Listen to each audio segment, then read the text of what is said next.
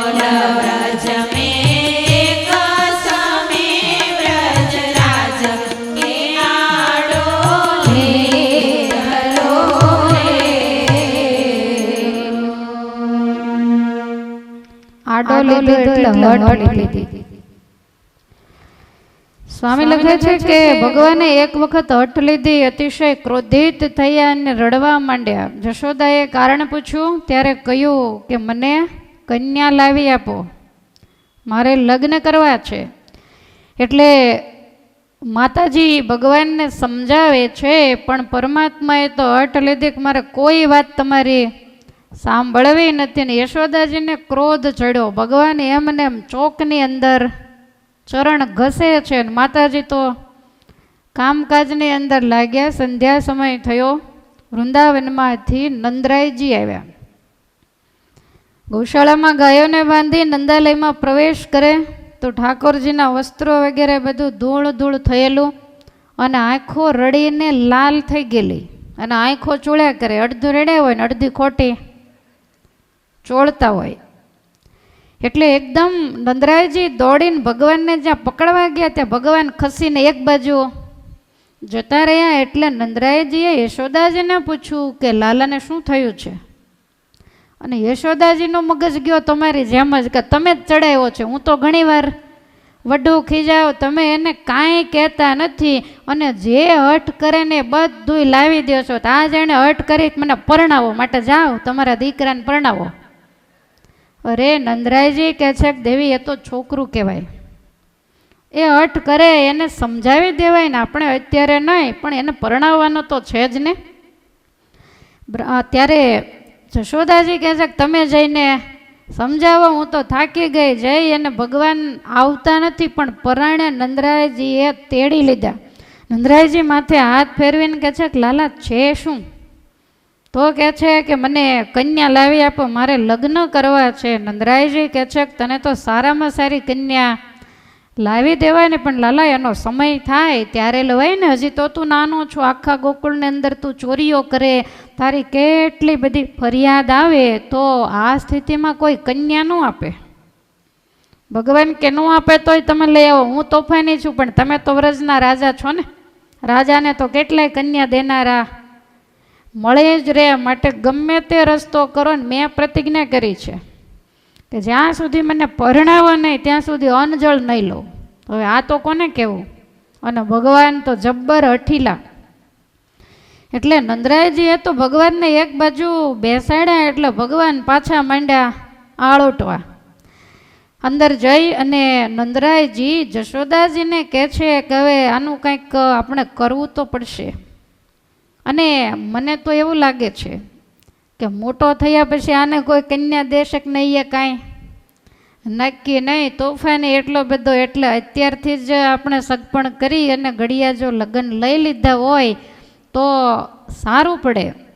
યશોદાજીએ નંદરાયને કીધું કાયમ ગોપીઓ ફરિયાદ લઈને આવે છે, એટલે મને શંકા તો છે જ કે ગોપીઓએ આખા ગોકુળમાં આપણા લાલાને વગોવી નાખ્યો ને. પહેલાં હું નહોતી સાચું માનતી, પણ એક દી ઘરમાં ગોળી ફોડી ત્યારે મને ખબર પડી કે આના કામ કેવા છે. માટે થોડુંક અઘરું તો છે જ. નંદરાયજી અને યશોદાજી બંને વાતો કરે છે, એનું અદ્ભુત વર્ણન બ્રહ્માનંદ સ્વામીએ કર્યું છે. જશોદા સર્વે કયો વૃતાંત કે આગે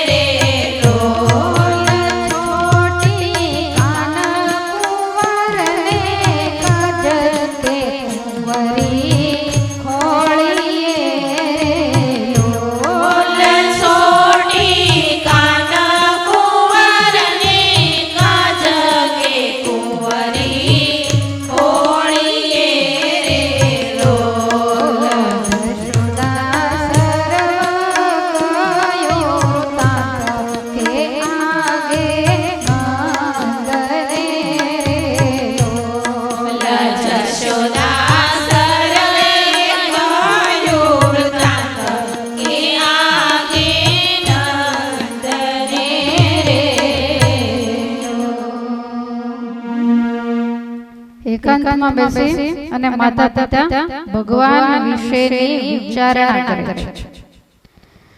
યશોદાજી કહે છે કે આમ તો 5 વર્ષનો તો લાલો થઈ ગયો છે અને એવડા ઘણા છોકરાઓના બાળ લગ્ન આપણા વ્રજની અંદર પણ થાય છે. થોડું ઓછું.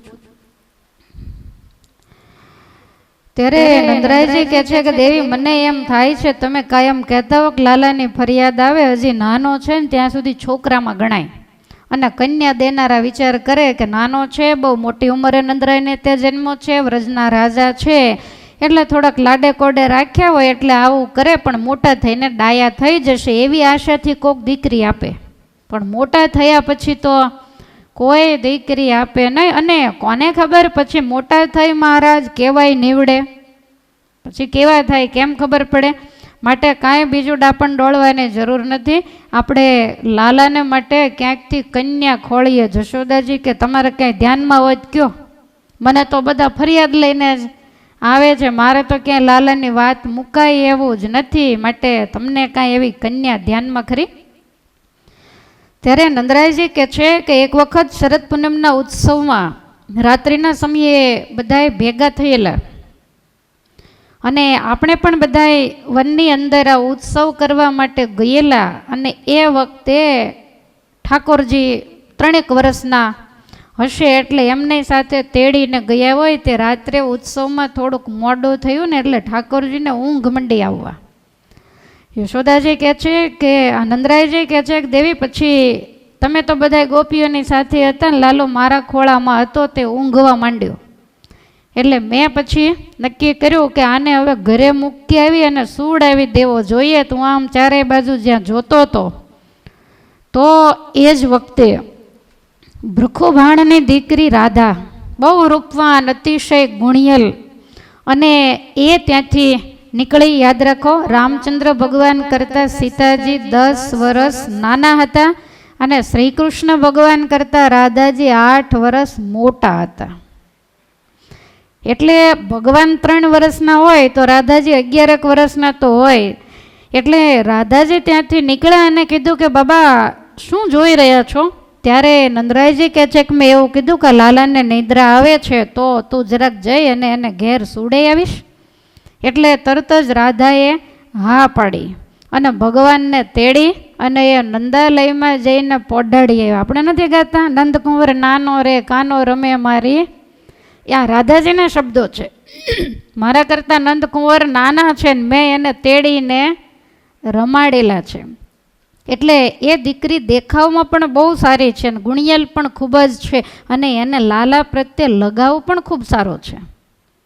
માટે એને ત્યાં તમે અત્યારે બરસાના જાઓ, કારણ કે આ તો હઠ લઈને બેઠો છે, એ ખાશે પીશે નહીં તો આપણે શું કરવું? અને રાજા મહારાજાઓના ઘરની વાત રૈયતમાં જાય તો એ સારું ન લાગે. માટે આપણે જ રસ્તો કરવાનો છે. જશોદાજી કે પણ અત્યારે રાતે તો કે એમાં કાંઈ વાંધો નહીં અને એ વખતે તો ચાલીને જવાનું હોય. નંદરાયજી કહે છે કે મારે ન હોય પણ તમે જાઓ, ભૃખુબાણ, કલાવતી આ બધા બહુ સજ્જન અને ગુણિયલ છે, માટે જઈ પહેલાં બીજી વાતો કરજો. શીખવાડે છે કે સગાઈ કરવા જાવ ત્યારે શું જઈને સીધો ધડાકો ન કરાય, તો બુદ્ધિના પ્રદર્શન થાય. ખબર અંતર પૂછજો અને પછી ધીમે રહે અને આપણા લાલાને વાત મૂકજો. આપણા ઘરમાં કેવી સમૃદ્ધિ 9 લાખ ગાયો દૂજે, આવી તમે બધી એને વાત કરજો અને તમે જાઓ તો સારું.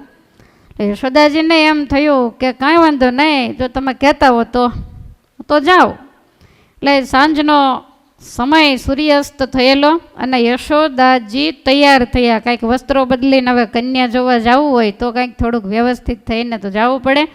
એટલે માતાજી શૃંગાર સજી અને તૈયાર થયા. ભગવાનને બધી ખબર, એ ખૂણામાં બેઠા બેઠા રીસાણેલા ને રડે પણ બધું કાન રાખીને સાંભળે. ખબર પડી ગઈ કે ઠીક તૈયાર તો થઈ ગયા છે. પછી તો માતાજી જ્યાં નંદાલયના પગથિયા ઉતરે ત્યાં ભગવાન એકદમ જઈને કહે છે કે માં રૂપિયો નાળિયેર લેતી જાજે. માનો પાછો મગજ ગયો કે તું બેસ, હજી તો હા પાડે તોની વાત છે ને. કારણ કે ગોપીઓએ બરસાના સુધી આ વાત પહોંચાડી દીધેલી છે કે તું કાયમ ગોપીઓના ઘરમાં ચોરીઓ કરે છે. એટલે ભગવાન વળી પાછા જઈને બેઠા. નંદરાયજી કહે છે કે દેવી લાલાની વાત ખોટી નથી, હવે કાલ સવારે શું થાય એ કાંઈ નક્કી નહીં, માટે હા પાડે તો નાળિયેરને રૂપિયો બહાર કાઢવો, નહીતર પછી લઈને પાછા આવો, પણ સાથે હોય તો સારું. એટલે ઘરમાંથી શ્રીફળ રૂપિયો જે એ વખતે અપાતું હશે એ થેલીમાં ભરી અને યશોદાજી તૈયાર થયા છે. રાત્રિનો સમય 8-9 વાગ્યાનો સમય હશે. ત્યાં તો ભૃખુબાણને ત્યાં બરસાના યશોદાજી પહોંચી ગયા. બ્રહ્માનંદ સ્વામી એનું વર્ણન કરે છે કે ભૃખુબાણ તણે દરબાર જશોદાજી ગયા રે લોલ.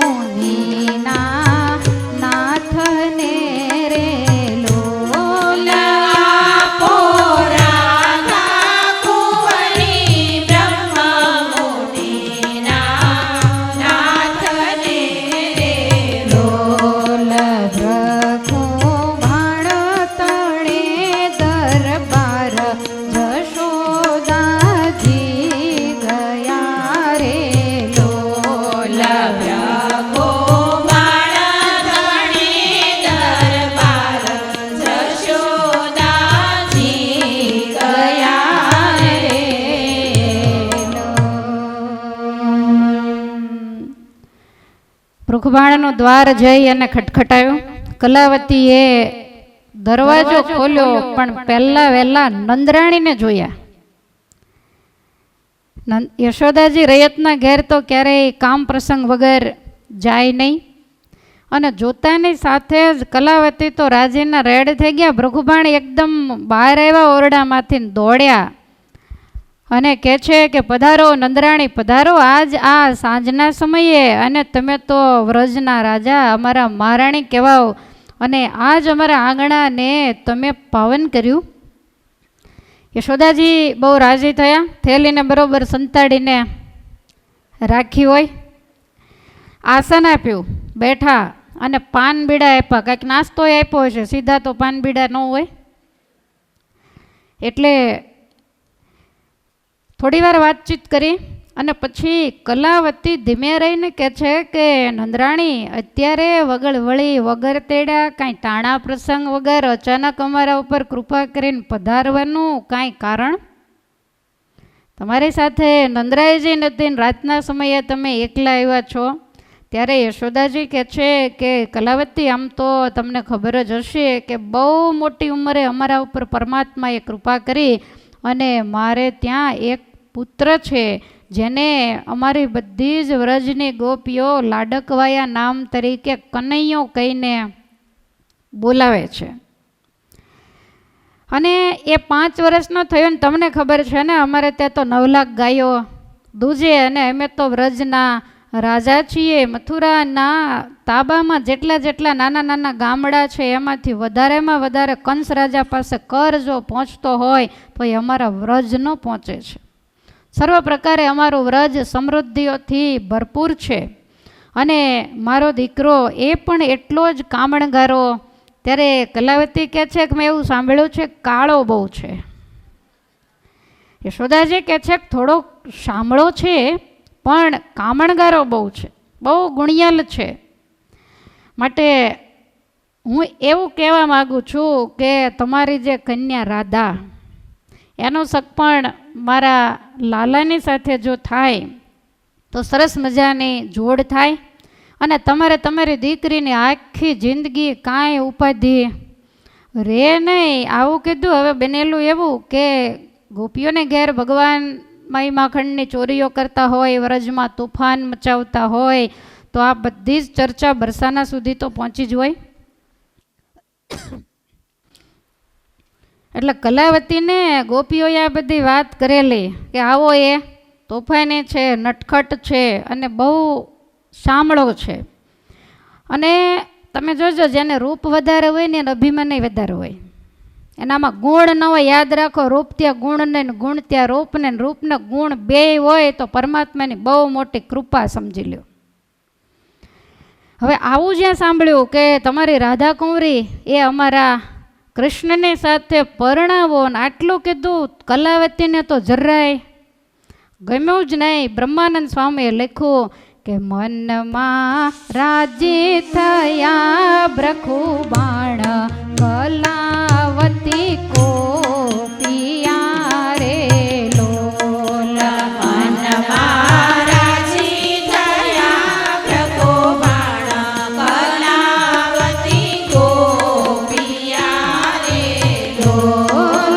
જશોદા સાથે કરવા ઢવેડ કે જા રો પિયા રે લોલ.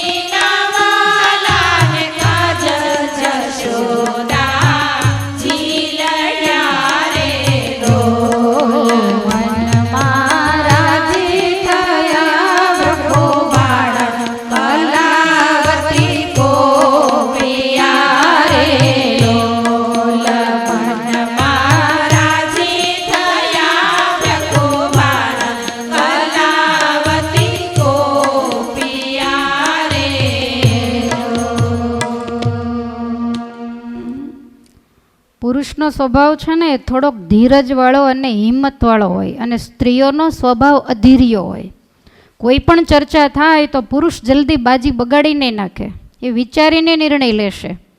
અને સ્ત્રી છે ને એ તરત બાજી, પછી પસ્તાવો થાય પણ પછી પસ્તાવાનો કોઈ મતલબ નથી. ભૃખુબાણ રાજી થયા કે કદાચ કૃષ્ણ કાળા છે એટલું જ ને, પણ સમૃદ્ધિ સારી, નંદરાયની ખાનદાની સારી, અને ખાનદાનનો કુંવર હંમેશા ખાનદાન જ હોય. એણે વિચારવાનું નક્કી કર્યું એટલે એ તો મનમાં રાજી થયા કે પહેલું વહેલું રાધા માટે માગું રાજકુમારનો આવ્યો.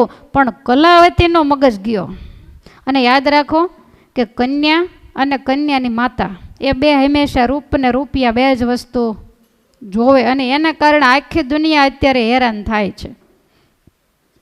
રૂપને થોડુંક જતું કરીને ગુણની સામે જો જોશો તો તમારી દીકરી ક્યારેય પણ દુઃખી નહીં થાય.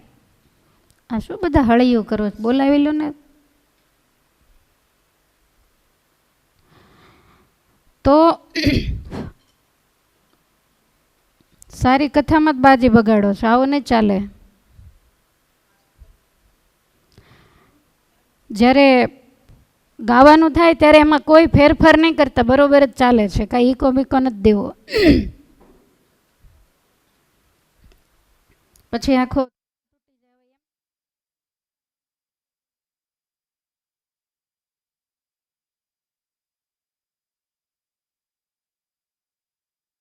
કલાવતીનો મગજ ગયો કે આવી મારી રૂડી રૂપાળી કન્યા, અને એ મારે કૃષ્ણને તો કેમ આપી.